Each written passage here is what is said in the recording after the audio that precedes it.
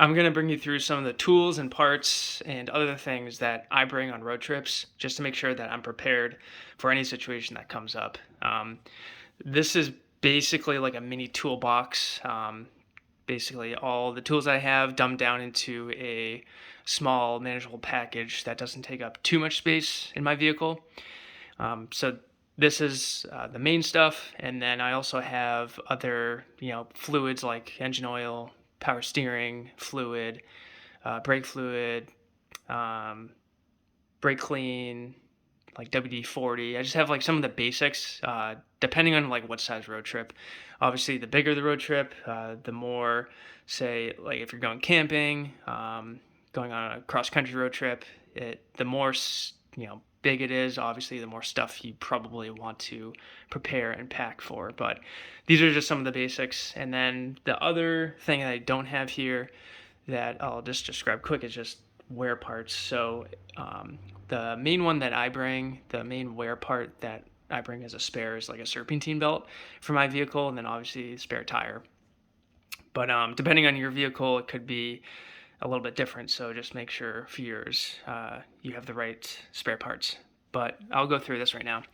So starting over here, this foam pad is probably my favorite tool that I bring, to be honest, because I hate working on hard ground. Like my knees really get hurt a lot by working for long periods of time on my knees, and just for comfort, and then to keep your knees from getting wet if it's like snowing or raining out, that is a big knee saver, and I really like that tool.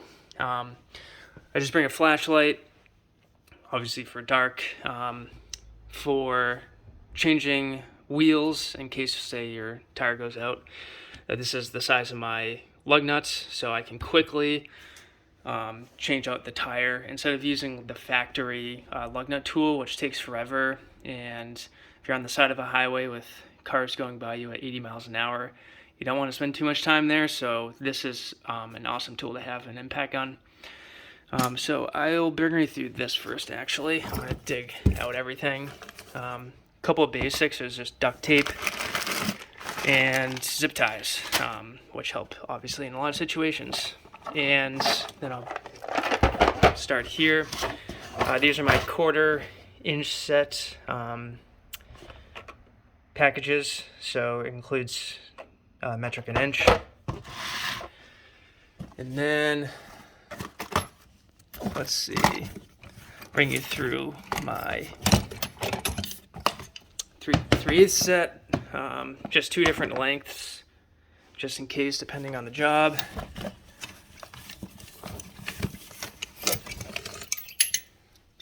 And then again, 3/8 sets. For my particular vehicle, this is metric. You can see the line serrations there.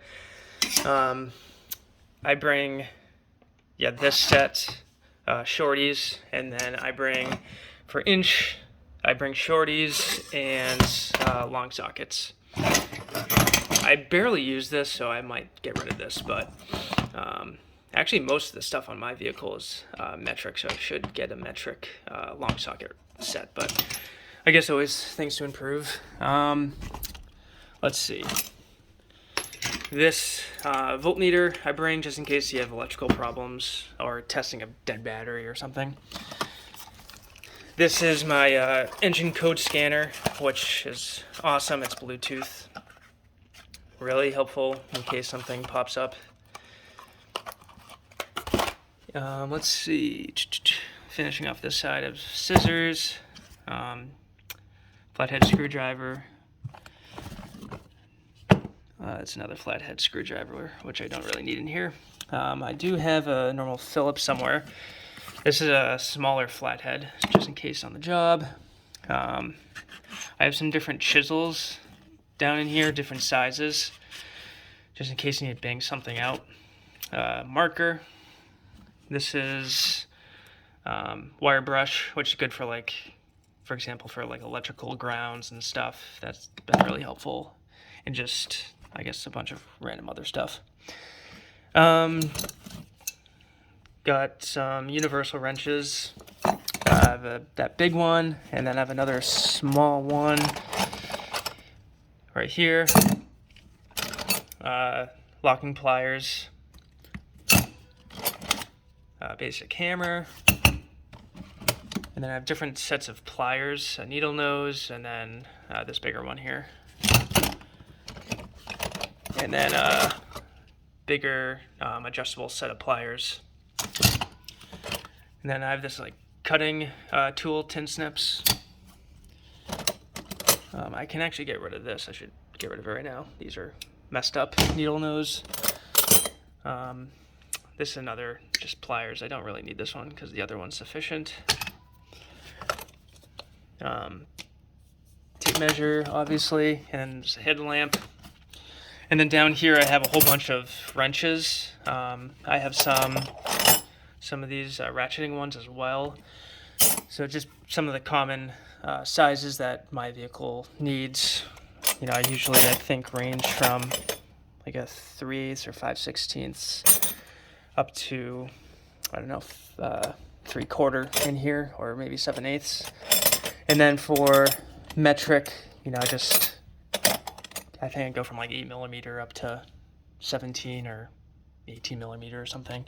That covers most of the range of tools I might potentially need.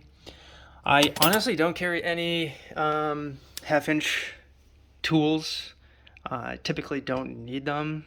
If it's that major of an issue, probably not going to be able to fix it on the side of the road. So just bring 1/4-inch and 3/8 stuff. And I'll show in here what I bring. Bring some Allen keys, metric and inch, bunch of extensions, which is really good to remember. Electrical tape, hose clamps, plumber's putty, or not plumber's putty, but plumber's tape. This is a different socket for a different lug nut size. I actually don't need this. Sometimes I have to do a little spring cleaning in my tools, but bring a scraper just in case, some files just in case.